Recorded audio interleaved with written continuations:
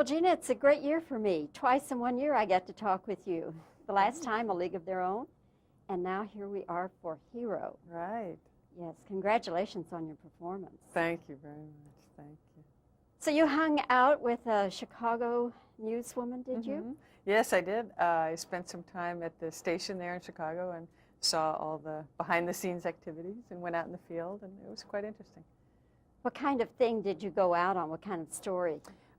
The main story we went out on was to cover a wedding. It was Halloween night of a couple that were dressed as Frankenstein and Bride of Frankenstein.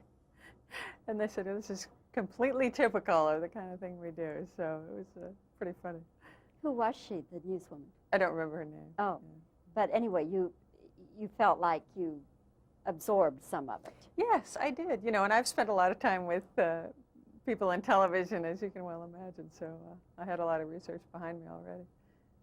This whole thing deals with the media and its craziness, you might say. You've had a lot of media in the years of your career. Have you ever just felt bewildered, angry, perplexed, just really, well, what do I want to say? Just blown away by some of the stuff? Well, you know, the being the subject of media attention has, obviously, it's good and bad sides. I want to promote the movies that I'm in, and I willingly do things like this in interviews and whatever, because I like the movies that I've made, and I stand behind them. But you know, there's elements of it that you don't really like, that kind of intense scrutiny, and when people are talking about things that seem to have nothing to do with your acting or whatever, it becomes a little annoying. There's nothing that I've been, you know, outraged about, although certainly plenty of people have had that happen to them. They've been the subject of tabloid scrutiny and everything, and it's very hurtful to them, I think. Well, the thing that Woody Allen's going through right now, for heaven's sake, I mean, it's worldwide.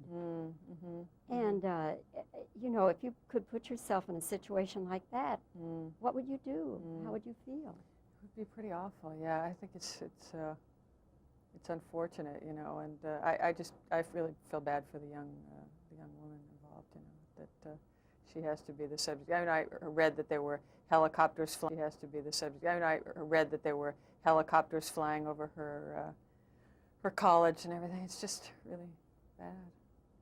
Yeah, it does. It gets crazy. It gets to be more than a circus. It really does. You, of course, you worked with Dustin Hoffman in Tootsie. That was your film debut, wasn't it? Yes. So here you were, the new kid. Right. And the little, you know, supporting player. And now you're starring opposite Dustin. Right. So I'm just curious to know what you said to him. Did you remind him that, you know, you've come a long way since Tootsie? Oh, no, I didn't need to say anything. You know, he's been very, very supportive and flattering about the whole thing. You know, anytime anybody visited the set, he would say, did you know that Geena did her first part with me, and look at her now. And he's been very, very sweet about the whole thing. He's just a great, wonderful, supportive man, and always has been to me. He's been very, very good to me.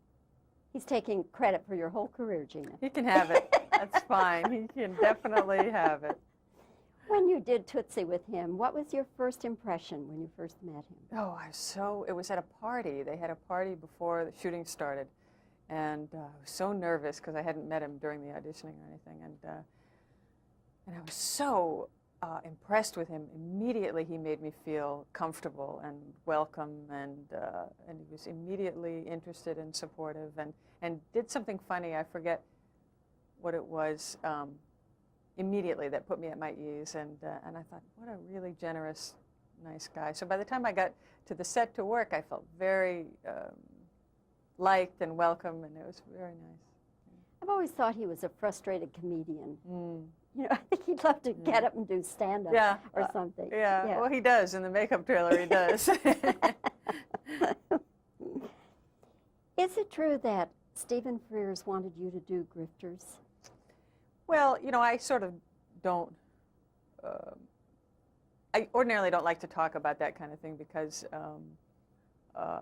it would sound like I'm trying to take something away from somebody who played a part. But since it's become known, yes, yeah, he did want me to play that part. And it just didn't feel right to me exactly. It didn't seem like the perfect thing for me. But I'm thrilled that I did get to finally